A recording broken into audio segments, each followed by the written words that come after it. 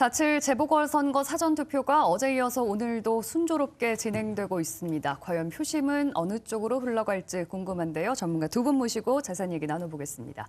이종근 시사평론가, 박재경 더불어민주당 상근 부대변인 나오셨습니다. 안녕하세요. 네, 안녕하세요. 네, 안녕하세요. 어서 오십시오. 어제에 이어서 오늘이 이제 이틀째 사전투표입니다. 두 분은 사전투표 하고 오셨나요? 네, 저는 어떻게 했습니다. 어제 하셨고, 네네. 박신현 대변인님은 언제 하셨어요? 저는 서울 시민이 아니었어요. 예, 못했습니다. 아, 그러셨군요. 예, 예. 투표권이 없으셔서. 예. 투표장에 가보시니까 좀 열기가 어떠셨어요? 아, 못 가셨으니까 일단 먼저, 네네. 먼저 이정우 평론가님. 저는 강남에서 했는데 네. 역삼동이었습니다. 근데 어저께 제가 간 시간이 한 2시 정도였고 점심 시간이 지난 다음이라 좀 한산할 거라고 생각을 했거든요. 예. 왜냐하면 그래도 직장인들이 금요일이니까 평일이니까 점심시간을 이용해서 할 거라고 생각을 했는데 네. 그래도 줄을 섰었다. 아. 그러니까 뭐 한 5분 정도도 안 기다린 셈이긴 하지만 그래도 평일날 2시 정도에 줄을 설 정도면 저는 오신 분들 꽤 생각보다는 많았다. 사람들이 많이 나왔다라는 느낌을 받았어요. 예. 현장에서. 박신현 대변인님도 투표는 하지 못하셨지만 네, 그래서 네. 분위기는 보셨을 것 투표율이 같은데요. 이제 저는 뭐 상당히 높아질 거라는 예측을 하는데요. 이 사전 투표를 통해서 투표율이 높아지는 것은 특별한 현상이라기보다는 제가 보기에는 이제 트렌드가 된 것 같다. 예. 그런 생각이 들고요. 특히 이제 주말을 이용해서 투표를 하기 때문에 샐러리맨들이 투표를 많이 하는 경향으로 나타날 거다. 예. 이렇게 생각을 하고 지난 뭐 총선까지는 안 되더라도 한 20% 넘길 것 같아요. 20% 예. 넘기면은 사전 투표에서는 어쨌든 좀 이 상대적으로 진보적인 정당이 좀 유리한 측면이 있습니다. 예, 어제 있었던 사전투표 첫날 영상 보시고 오늘 이 부분 집중적으로 대담 시작해 보겠습니다.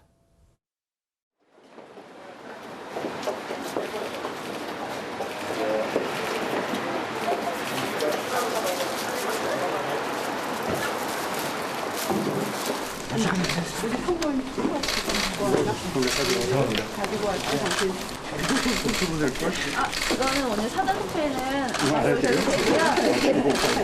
죄송하지만 마스크 한 번만 내려주시겠어요? 다 본인 확인하게. 네. 아, 네.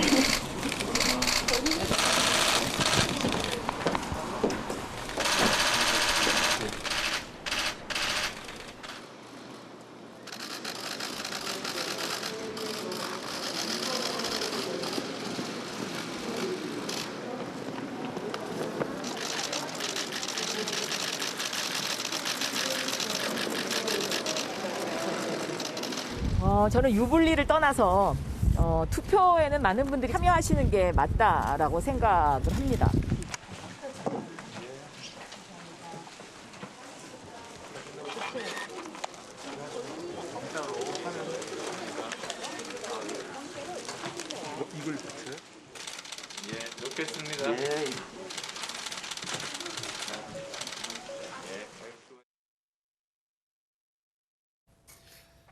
네, 어제 첫날 사전 투표율이 오늘도 계속 업데이트되고 있습니다만 어제 9.14%포인트 평균 투표율을 기록했습니다. 네.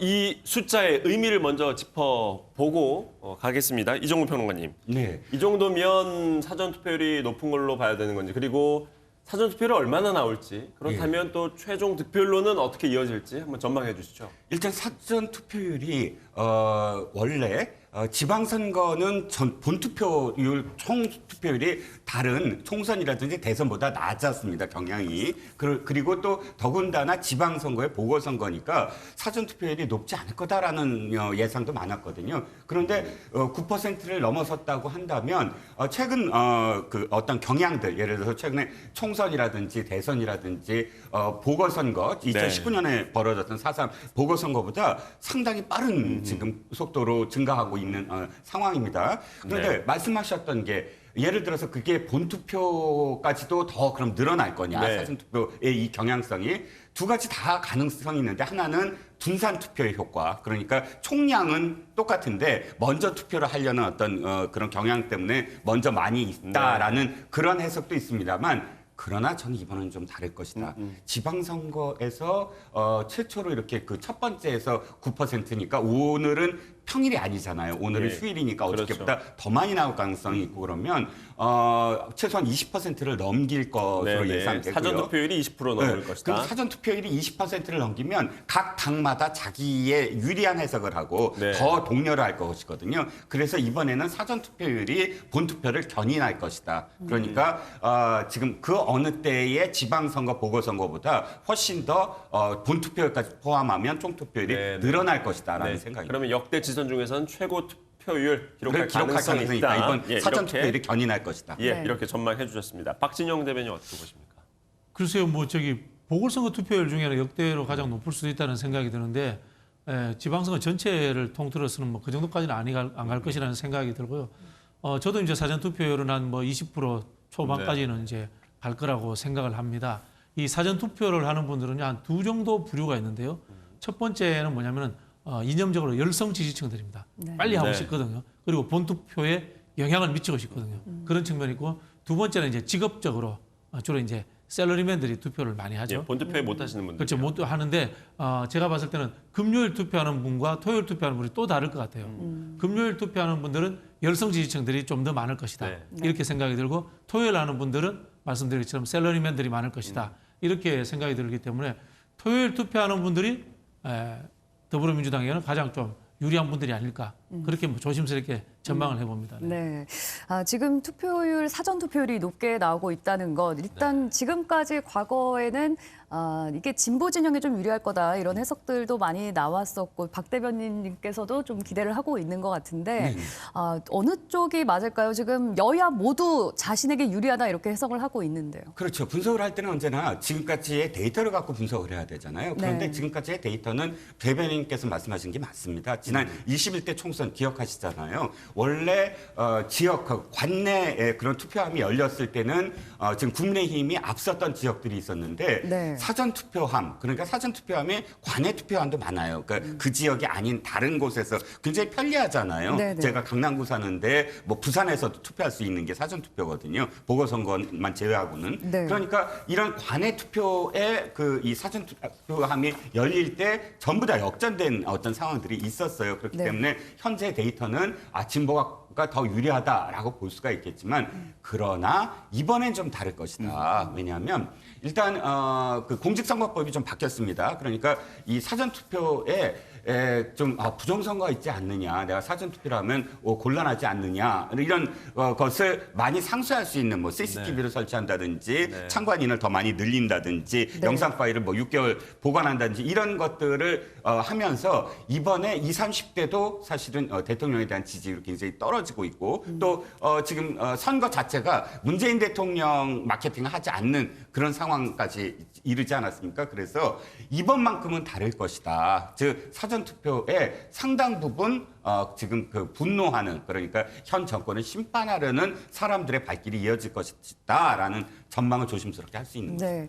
그동안의 사전 투표율이 높다는 게 진보 진영에 좀 유리했다라는 공식이 이번에 좀 깨질 거다 이렇게 전망해 주셨죠. 그래서 뭐 저는 전반적인 흐름은 그대로 유지될 것 같다는 생각이 듭니다. 네. 본투표하고 비교해 보면 사전 투표에서 민주당이 얻는 표가 저는 제법 많을 것이다. 이번에도 그렇게 예측을 하는데요. 네. 그건 왜 그러냐면요. 우리가 이제 보통 사전 투표를 세대별로 분석하는데 그건 맞지 않고요. 전형적인 직업군의 문제입니다. 샐러리맨들에게 이 유리한 투표 제도이기 때문에 그런 거고요. 뭐 미국도 마찬가지고요. 흔히 하는 월급 생활자들, 봉급 생활자들이 네. 상대적으로 진보 정당을 지지하는 경향은 이제 세계적인 트렌드입니다. 네. 그런 측면에서 좀 민주당에 유리한 것은 사실이라는 생각이 들고요. 다만 제가 앞에서도 말씀드린 것처럼 열성 지지층들이 금요일 날 투표를 많이 했단 말이에요. 이 부분은 좀 눈여겨볼 필요가 있는 게 왜냐하면요. 우리가 여론조사 지금 추이라든가 이런 것들을 보면은 진보보다 보수가 먼저 훨씬 많이 결집했어요.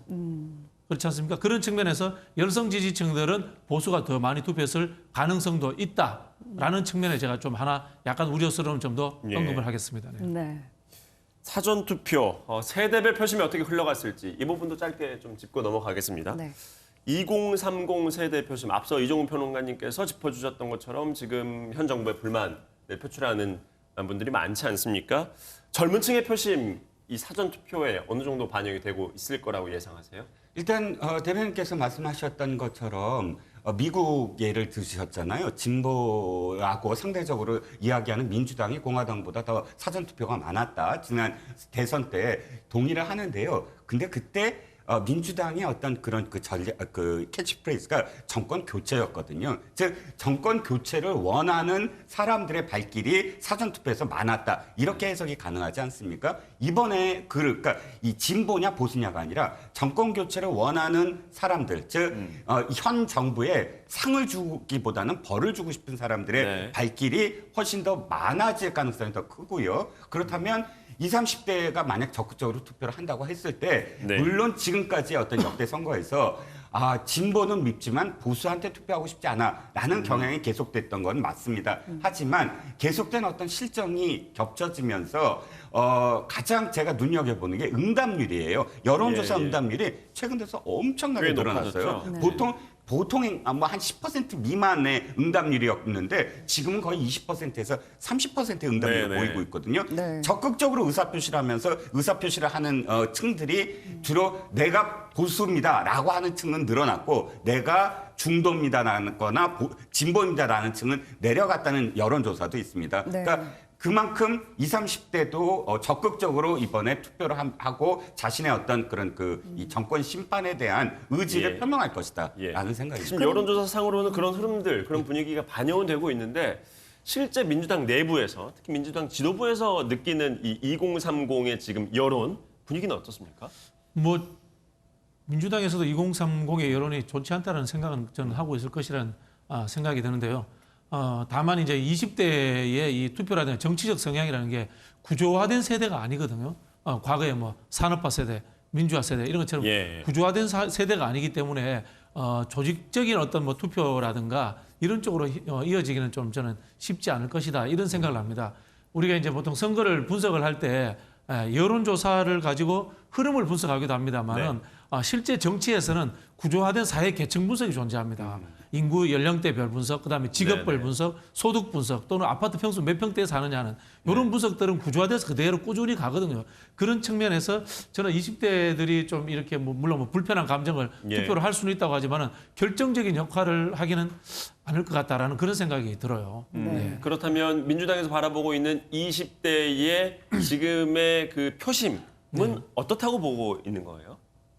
표심은 상대적으로 과거와 비교해 봤을 때 예. 민주당에게 그렇게 우호적이지만은 않을 것이다. 뭐 그렇게 보고 있습니다만은 또 한편으로는 또 이 세대들이 고등학교 시절에 촛불 예. 들고 서울역 광장에 또 나왔던 세대들이기도 예, 예. 하기 때문에 제가 앞에 말씀드렸잖아요. 구조화되어 있지 않기 때문에 어떤 또 변화 요인에 따라 가지고 또 다시 예, 변화할 수 있는 예. 가능성도 남아 있다. 이렇게 말씀드리고 싶습니다. 네. 예. 민심을 달래는 게 먹힐지 아니면은 정권을 심판하는 그런 결과가 나올지 뚜껑을 열어봐야지 이제 저희가 알 수 있을 텐데요.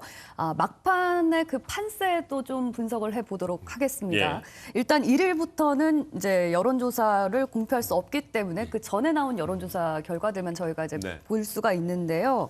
발표됐던 마지막 여론조사 결과를 봤을 때 일단 서울, 부산 지역 모두 국민의힘 쪽에서 20%포인트 정도 앞서는 것으로 나왔거든요. 네네. 이 흐름 어떻게 분석하세요? 자, 선거는 세 가지가 결정이 된다고 하죠. 인물, 발언, 구도. 그런데 만약에 이 선거가 인물의 어떤 그런 포커스가 맞춰졌다면 서울과 부산은 조금 달라야 돼요, 성격이. 그러니까 이 폭도 달라야 되고 네. 누군가 앞서거니 누군가 뒤서거니도 좀 달라야 되는데 앵커님께서 말씀하셨듯이 지금 서울과 부산의 이 앞서는 당과 처지는 당의 격차가 거의 비슷하게 돌아가고 있거든요. 네. 20% 내외입니다. 네. 포인트 내외입니다. 이건 무슨 얘기냐면 인물은 중요하지 않다.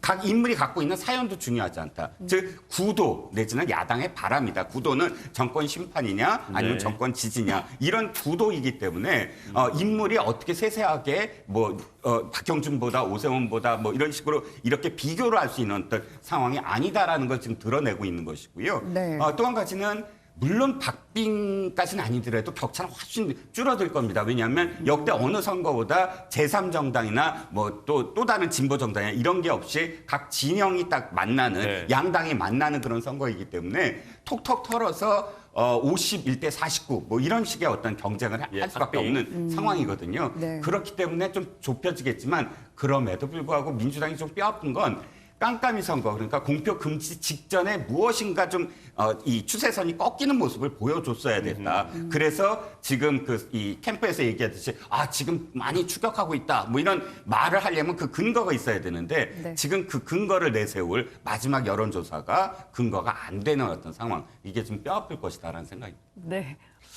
예, 그 일면 동의가 뭐 될 수밖에 없는데요. 사실 집권 5년차 선거는 무조건 정권 심판론입니다. 이거 민주당에게 깨기가- 힘든 예, 선거다. 예, 무조건 네. 그 정권 심판론 선거이기 때문에 참 깨기 어려운 게 사실이에요. 네. 깨기 어려운 게 사실인데 이제 서울 같은 경우는 후보의 개인기와 인지도로서 박영선 장관이 초반에 출마 선언을 했을 때 야당 후보를 앞섰단 말이에요. 네. 그런 상황을 잘 끌고 왔어요. 근데 이게 저는 보기에는 한편 보면 운이 나쁠 수도 있다는 측면도 들고 이 정치 기획이 잘 되었다는 측면도 드는데요. 물론 제가 앞에서 동의했지만 정권 심판론이 존재할 수밖에 없다. 실정도 일부 있었다는 것을 인정하고 들어가는 겁니다. 네, 네. 들어가는 건데요. 22일 날, 23일 날 단일화 국면이 너무 좋았어요. 예, 22일 날, 23일 날 단일화 여론조사를 하면서 박영선 후보와 상대 경쟁력 조사를 한단 말이에요. 네. 당연히 그러면 단일화에 참여했던 분들은 박영선 후보보다는 보수 후보를 더 지지할 수밖에 없는 여론조사가 나옵니다. 네. 이 여론조사 결과가 꾸준히 밴드웨건 현상을 만들어버려요.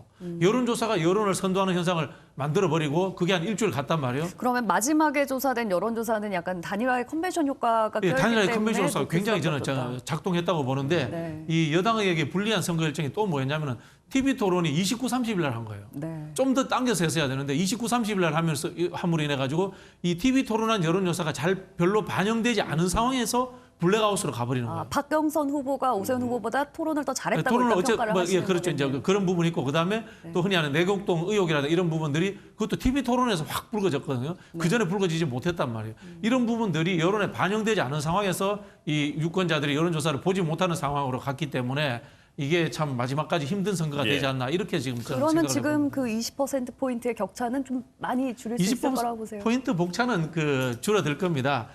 그거는 왜냐면요. 기본적으로 이 서울에 갖고 있는 인구 구성이라는 조건이 존재하고 있습니다. 직업 문제, 세대 연령 문제, 소득 문제 이런 쪽에서 민주당으로에게 상대적으로 유리한 사회 계층을 가지고 있습니다. 네. 그런 측면이 존재하고 있고요.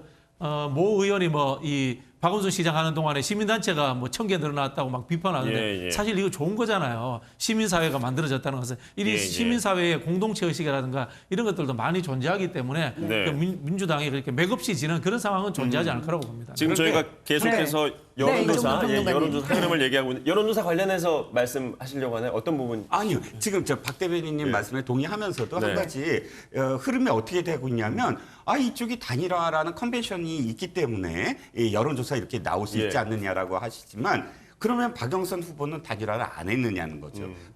박영선 후보도 2번에 걸쳐서 단일화를 했고 경선이 있었습니다. 그런 일정이 똑같이 있는데도 불구하고 사실상 이쪽이 좀 늦어져서 이렇게 맞춰졌다고 하는 건 아까 말씀하셨듯이 기획이 잘못된 거죠. 그러니까 민주당의 어떤 기획이 그렇다면 당연히 이쪽에서 그 단일화 과정이 있을 텐데 그것을 이쪽 단일화로 어떻게 상쇄하느냐 일정이라든지 그런 것도 다 맞습니다. 선거 전략에 포함됐는데 그 선거 전략을 잘못 짠 어떤 그런 결과가 아닐까 싶은 거죠. 예.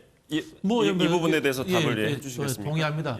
사실 이제 우리가 그 민심이라는 것이 앞에서 말씀드린 것이 정권 심판론, LH 문제 이렇게 이야기하면은 평론할 필요가 없잖아요. 네. 그래서 기사 보면 되는 건데 이제 선거를 공부하는 사람 입장에서 말씀하신 이 여론조사의 추이라든가 그다음에 이 흔히 하는 이 전환점을 만들어내는 선거 기획 이런 측면의 문제인데 민주당이 좀 이 선거 기획에서 안 했던 측면이 있죠. 같은 단일화를 했는데도 야권 단일화는 굉장히 저는 막장 드라마라고 표현을 했습니다. 막장 드라마 우리 욕하면서 보잖아요. 네. 그런 측면에서 히트를 예. 친 측면이 있는데 민주당과의 이 단일화, 여권의 단일화는 사실 좀 별 이슈도 없고 재미가 없었던 흥행이 잘 안 측면이 됐다는 있었죠. 측면. 예, 그 부분도 인정을 해주셨습니다. 여론조사 분위기와 관련해서 계속 짚어보고 있는데요.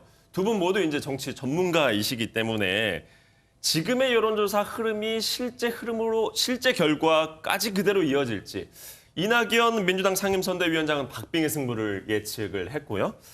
김종인 국민의힘 비대위원장은 선거 초반에는 한 5에서 7% 정도 차이가 날 것이다 이렇게 언급했다가 최근에는 예상보다 큰 격차로 이길 거라고 얘기를 하기도 했습니다.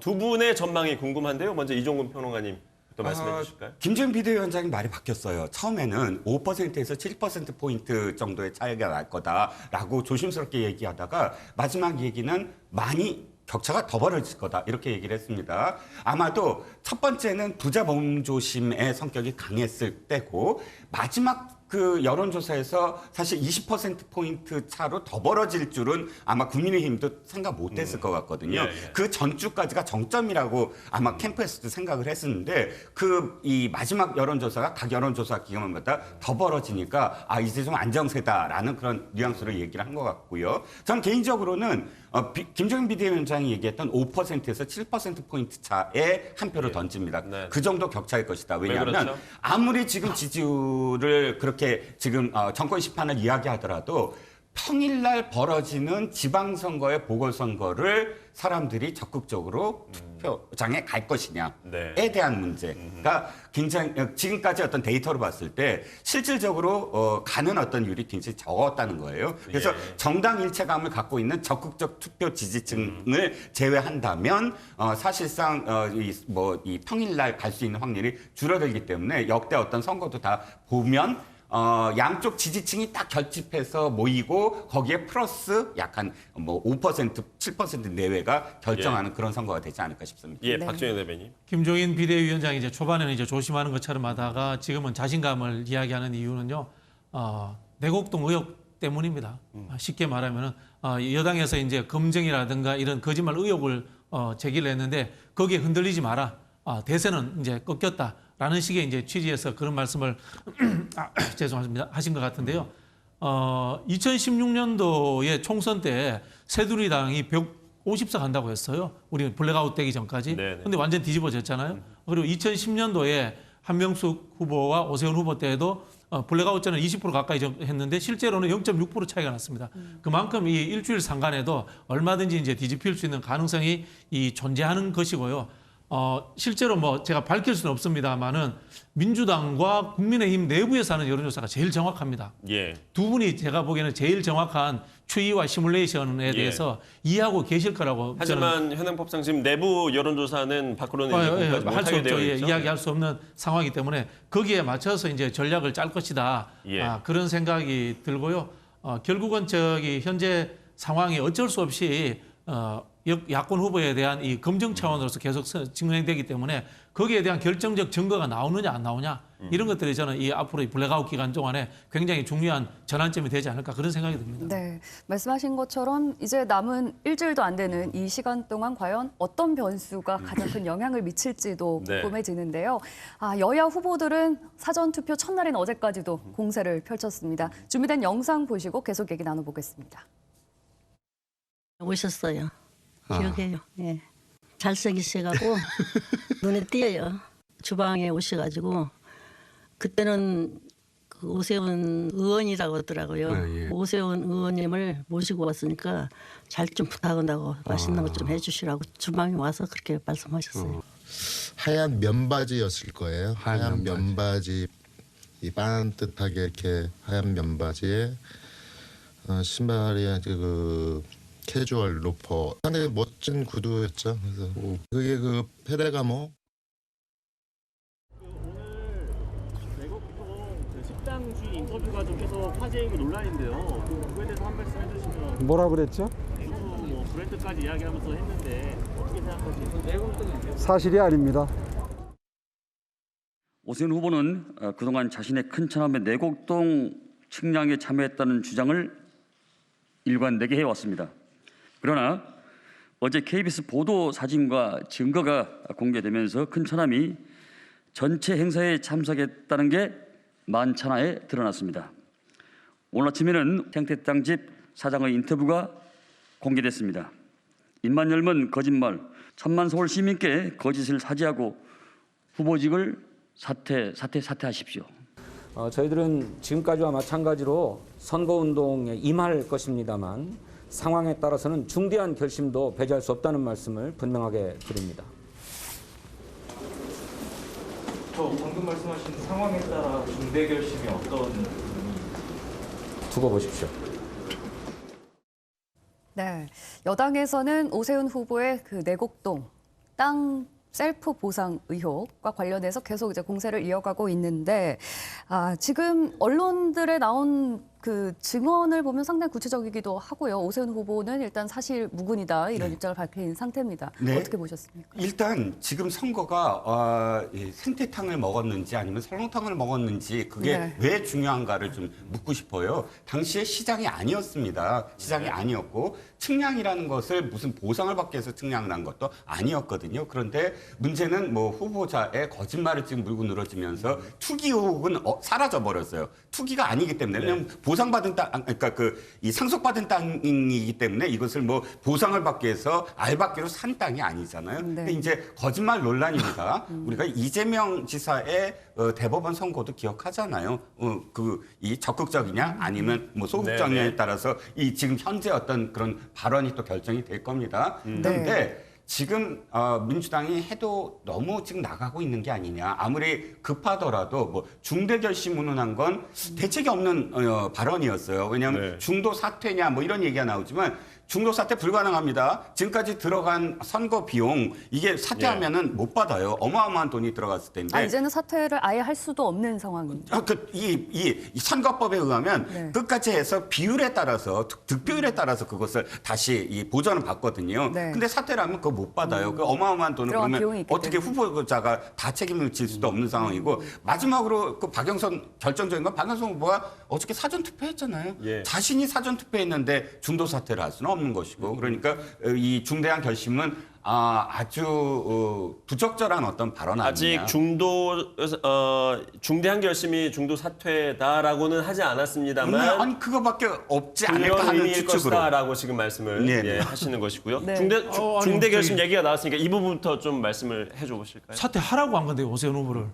오세훈 후보께서 이제 증인이나 증거가 나오면 본인이 사퇴하겠다라고 이렇게 이야기를 했기 때문에 지금 현재 이제 증인이 계속해서 나오고 있는 상황이기 때문에 민주당에서는 이제 오세훈 후보 보고 이제 사퇴를 하라 이렇게 이야기를 하는 거지 않습니까? 이 거짓말 논란이 왜 이 큰 의미가 되냐면요, 정책을 신뢰할 수 있느냐 천만 시민의 시장으로서 그런 측면이 있고요. 또 이 선거 시기에 정치인이 거짓말을 했다 이렇게 사실이 확인되면은 허위 사실 공포가 됩니다. 우리 뭐 제가 농담 비슷하게 이야기하면 국회의원들이 맨날 존경하는 뭐 야당 의원 여러분에게 존경 안 하잖아요. 정치인이 늘 거짓말 뭐 자주 합니다만은 선거운동 기간에 하게 되면 이게 당선을 목적으로 한 허위사실 공표가 될 수 있어요. 그리고 그것이 허위사실을 이야기했을 때 거기에 대해 의도성이 있느냐 없느냐 문제도 굉장히 중요하고요. 또 한편은 뭐 빈도가 몇 번이냐, 몇 번을 했느냐, 자주 했느냐 이런 부분들이 굉장히 중요하거든요. 제가 봤을 때 아마 진성준 의원이 하신 이야기도 그런 부분들에 있어서의 허위사실 공포에 해당될 수 있으니까 이것이 당락의 문제와 관계없이 끝까지 법률적인 문제로 가겠다라는 취지에 저는 이야기를 하지 않았나 뭐 그런 좀 해석이 되는데요. 아마 진성준 의원이 백브리핑 과정에서 얘기한 중대한 결심도 배제할 수 없다. 이거는 계속되는 그 소송전을 염두에 둔 발언일 거라고 해석을 하시는 건가요? 그렇죠. 이게 그 흔히 하는 이제 서울시장으로 인정할 수 없을 만큼의 거짓말을 심하게 했다. 뭐 저는 뭐 그런 취지의 발언이라 생각이 됩니다. 많은 언론사들이 그리고 또 이종훈 평론가님께서 해석을 한 이 중대한 결심이 뭔가 중도 후보 사퇴나 이런 걸로 이어질 가능성은 저는 전혀 없나요? 그런 일은 없다고 봅니다. 지금 뭐 할 만한 선거인데 그 상황에서 그럴 이유는 없죠. 네. 지금 짧게 좀 한 번 더 짚어보겠습니다. 박영선 후보 쪽에서도 악재가 지금 만만치 않은데 지난주에 김상조 전 정책실장으로 박주민 의원까지 여러 또 임대차 3법 관련해서 논란이 있지 않았습니까? 민주당으로서 또 쉽지 않은 선거일 것 같은데 어떻게 보세요? 네, 근데 이제 제가 그냥 그 안타까운 건 뭐냐면 이 선거 다 끝난 다음에 만약에 박영선 후보가 지거나 이기거나 지금 현 정부가 추진하고 있었던 부동산 정책을 완전히 근간을 뒤흔들 지금 공약들을 다 쏟아내고 있어요. 뭐 민간 주도라든지 뭐 여러 가지 점에서 전부 다 지금 흔들어 놓고 있는데 민주당도 거기에 동의하고 있습니다. 그러면 1년 동안 부동산 정책을 전부 다 그럼 뒤바꿔서 시행할 것인지 지금 정책적으로는 사실 굉장히 혼란한 어떤 상황이다라는 게 좀 걱정스럽습니다. 네. 박 대변인님. 뭐 저도 한편으로 동의하고요. 특히 이제 오세훈 후보 같은 경우에 일주일 만에 그 재개발, 그 재건축을 허가하겠다고 하는 게 현실적으로 절차상으로도 불가능하고요. 그렇게 되는 상황이 뭡니까? 우리 막가파 시기에 재개발, 재건축이 만들어낸 아픈 과거가 용산 참사예요. 그 원주민들이라든가 임차인들 이런 분들을 내몰려고 하다 보니까 그런 일들이 생긴 거지 않습니까? 그런 측면에서 저는 과거로 가는 선거도 되어서는 안 된다 이런 생각이 들고요. 특히 부동산 문제에 있어서는 좀 더 진중한 자세를 보였으면 좋겠습니다. 저희가 시간이 부족하다 보니까 오늘 할 얘기는 많고요. 서울 관련해서 못 나눈 얘기도 많고 또 부산도 다뤄야 할 얘기가 많은데요. 계속해서 내일 또 이어서 짚어보도록 하겠습니다. 오늘 대담은 여기까지 듣겠습니다. 고맙습니다. 고맙습니다.